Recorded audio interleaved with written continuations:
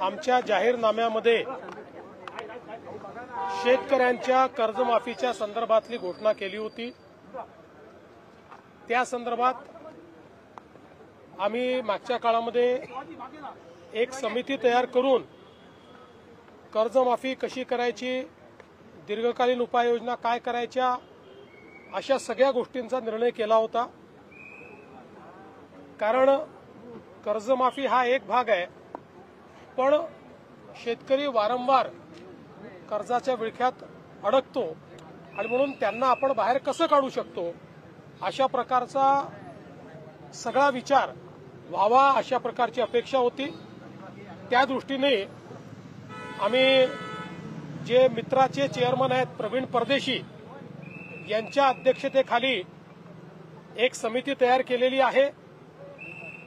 ही समिती कर्जमाफीच्या संदर्भात कशा पद्धतीने ती करता येईल, त्याचे निकष काय असतील, भविष्यात शेतकऱ्यांना आपल्याला कर्जाच्या विळख्यातनं बाहेर कसं ठेवता येईल किंवा थकीत कर्जात तो जाणार नाही याकरता काय उपाययोजना करता येतील, या सगळ्या बाबींवर निर्णय करेल। त्या संदर्भात आम्ही असा निर्णय आज केला आहे की एप्रिल महिन्याच्या पहिल्या आठवड्यात या कमिटीने आपलं कामकाज पूर्ण करावं आणि आम्हाला कर्जमाफी कशी करायची, त्याचे काय निकष ठरवायचे या संदर्भातला एक अहवाल द्यावा आणि या अहवालावर कर्जमाफीच्या संदर्भातला जो निर्णय आम्हाला करायचा आहे तो 3 महिन्यात म्हणजे 30 जून 2026 पूर्वी करण्याचा आम्ही निर्णय केलेला आहे। त्यामुळे आता सगळे टप्पे आम्ही या ठिकाणी ठरवलेले आहेत।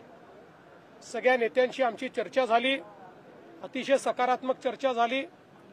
त्या चर्चेमध्ये त्यांनी देखील याला मान्यता दिलेली आहे। आम्ही त्यांना समजावून सांगितलं की आम्ही पहिल्या दिवशीपासून कर्जमाफीच्या बाजूचे आहोत, आम्ही दिलेलं आश्वासन पाळू हेच सांगितलेलं आहे। पण आता लगेच शेतकऱ्यांना त्यांच्या खात्यात पैसे देणं गरजेचं आहे।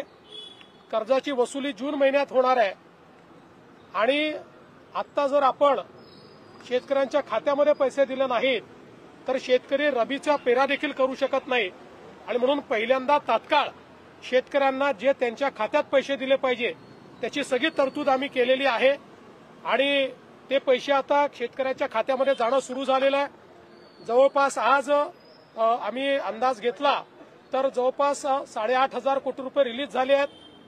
त्यातले 6,000 कोटी प्रत्यक्ष खात्यामध्ये गेले आहेत आणि पुढच्या 2 दिवसात उरलेले पैसे जाणार आहेत। अजून 11,000 कोटी रुपये हे काल आम्ही जे कॅबिनेटला परवा मान्य केले तेही आता येत्या 2 ते 3 दिवसात रिलीज होणार आहेत आणि तेही शेतकऱ्यांच्या खात्यामध्ये जातील आणि अजून 1,500 कोटीची आम्ही प्रोव्हिजन केलेली आहे। त्यामुळे आता शेतकऱ्यांच्या खात्यामध्ये पैसे जाणं हे महत्वाचं आहे, ते आम्ही जाणं सुरू केलेलं आहे आणि माझा अंदाज आहे की पुढच्या 15 ते 20 दिवसात 90% शेतकऱ्यांच्या खात्यात हे पैसे पोहोचून जातील। 10% कदाचित अनेक वेळा आम्हाला अनुभव आहे, खात्याच्या अडचणी असतात, त्या जाऊन सोडवाव्या लागतात, मल्टिपल खाती असतात, अशा प्रकारच्या गोष्टी असतात। त्यामुळे तेही आम्ही त्यांचेही जे बाकी 10% आहेत त्यांचेही आम्ही त्या ठिकाणी पूर्ण करू आणि फॉर्च्युनेटली याला कुठली आचारसंहिता नसते, त्यामुळे आचारसंहिता लागली तरी ही मदत त्यांच्या खात्यामध्ये जाऊ शकते। त्यामुळे आम्ही त्यांना समजावून सांगितलं की पहिल्यांदा ही मदत देणं हे महत्वाचं आहे, त्यामुळे ती मदत आम्ही देऊ आणि मग ही जी काही कमिटी आम्ही केलेली आहे या कमिटीचा रिपोर्ट घेऊन त्याच्या आधारावर आम्ही ही कर्जमाफी करू आणि त्याला त्यांनीही सकारात्मक अशा प्रकारची भूमिका त्याच्यावर घेतलेली आहे। त्यामुळे आता या संदर्भातले टप्पे आम्ही ठरवलेले आहेत।